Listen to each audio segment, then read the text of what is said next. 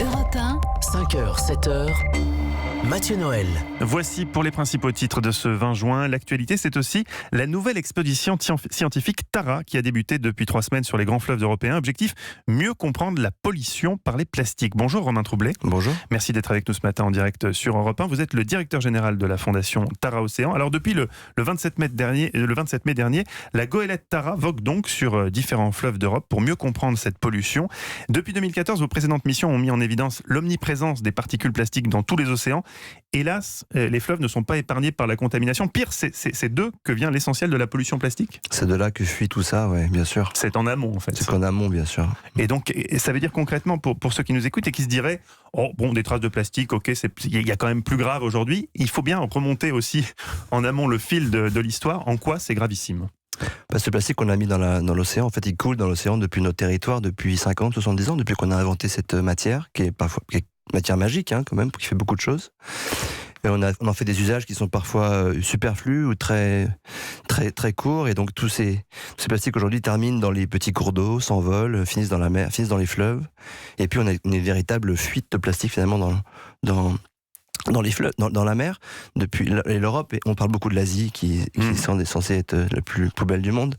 Mais l'Europe est le deuxième. On estime que 600 000 tonnes de plastique quittent les côtes européennes, les territoires européens chaque année. Alors la France va peut-être décrocher même le bonnet d'âne. J'ai lu que la France, qui vante pourtant sa politique écologique, est par exemple le pays qui rejette le plus de déchets plastiques, 11 200 tonnes.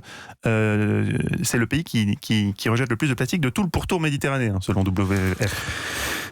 Il se trouve que le fleuve, le Rhône est le fleuve qui charrie le plus d'eau en Méditerranée, donc ça c'est lié aussi à ça. Et après, tout ça, c'est des estimations. On estime, on n'a pas à mesurer tout ça, donc c'est vraiment une façon de voir les choses. Il n'y a pas de mesure aussi quand on dit que la Méditerranée est la mer la plus polluée du monde. Ça, c'est une légende urbaine ou il y a quand même des mesures ? Non, il y a 5 ans, avec Tara, on a passé 8 mois en Méditerranée. Et on a investi beaucoup de fonds dans une étude de la Méditerranée, de Beyrouth à Gibraltar et de Marseille à Alger. Et ce qu'on a mesuré en Méditerranée, c'est les mêmes concentrations de plastique qu'on trouve dans ce fameux continent de plastique du Pacifique.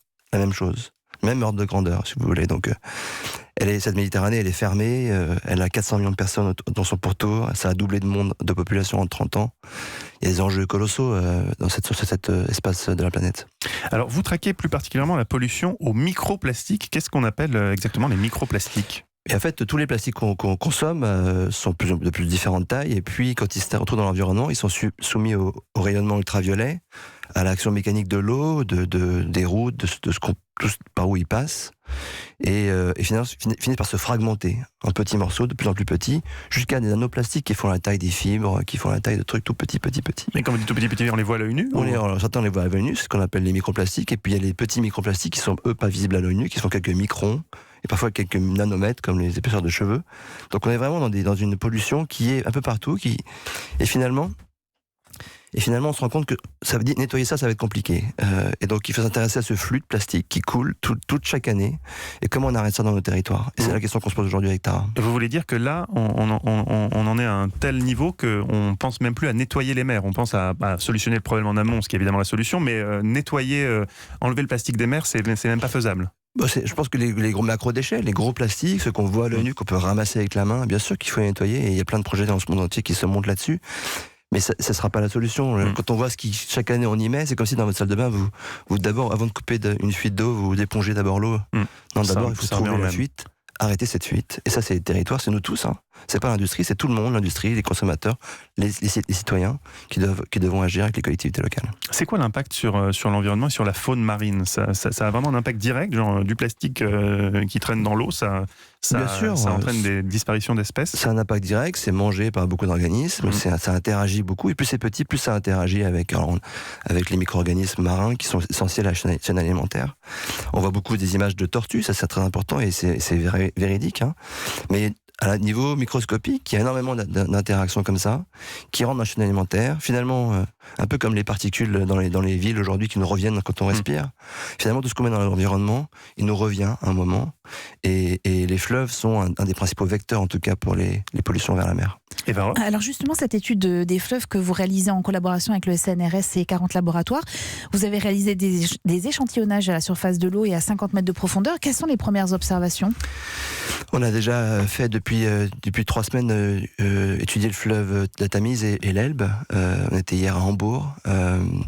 Et en fait, on se rend compte qu'on a longtemps cru que le gros plastique était coulé de nos fleuves et arrivait en mer et se fragmentait en mer en microparticules.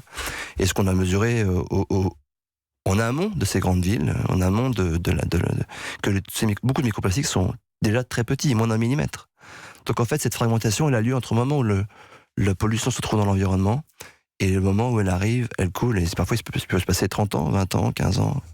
C'est un processus qui a été lancé il y a 50 ans, donc on est en train de voir un peu les conséquences aujourd'hui. Alors, les mentalités sont quand même en train de changer. Si on veut être optimiste, on peut voir que, par exemple, la Commission européenne interdit les pailles, toutes les choses jetables en plastique, les fourchettes en plastique, tout ça, c'est amené à disparaître. En revanche, il y a quelques jours, la marque Tropicana a annoncé l'abandon des bouteilles en verre pour repasser à la bouteille plastique. Donc parfois, on a des signaux contradictoires qui nous arrivent comme ça. Vous arrivez à rester optimiste ? Moi, je suis optimiste. Je suis un marin, je suis souvent optimiste et marin. Oui, il y a beaucoup de signaux qui sortent aujourd'hui. On voit bien que la génération qui arrive va demander des produits qui sont durables de plus en plus, au moins dans les pays occidentaux. On voit l'Europe qui se mobilise, comme vous dites, sur des trucs de base, sur le bon sens, le bon sens, j'ai envie de dire, en action. On voit que le G20 vient de déclarer que les pays d'Asie, des pays du G20 allaient se mobiliser pour s'entendre sur ces enjeux de pollution plastique. On voit que la Chine refuse les déchets des pays occidentaux désormais, et qui maintenant, en Europe, on doit s'organiser pour savoir comment on va faire pour gérer tous ces flux et les valoriser surtout. Donc, moi, je suis optimiste sur ce qui bouge, sur les signaux qu'il y a aujourd'hui. Mais ça bougera que si les gens bougent. Et une dernière question, est-ce que les plastiques nouvelle génération biosourcés, alors je ne sais pas ce que ça veut dire, sont une solution pour l'avenir ? C'est quoi un plastique biosourcé ? Un plastique biosourcé, c'est un plastique qui est tiré de matières premières biologiques. Et mes problèmes, c'est qu'on en fait du polyéthylène. Donc en fait, c'est pas biodégradable. Ah non, donc ça n'a pas d'intérêt alors ? Non. Ce n'est pas une solution. Aujourd'hui, il y a des solutions qui sont dans les plastiques, qui sont construits par des bactéries, qui sont encore d'autres choses, qui sont peut-être demain l'avenir. On est encore au balbutiement. Et je rappelle que cette recherche sur le plastique sur les fleuves, ça date de 5 ans seulement. Donc on commence tout juste à comprendre ce qui se passe. On en est qu'au début. Merci beaucoup Romain Troublé d'avoir été avec nous. Je rappelle que vous êtes le directeur général de la fondation Tara Océan.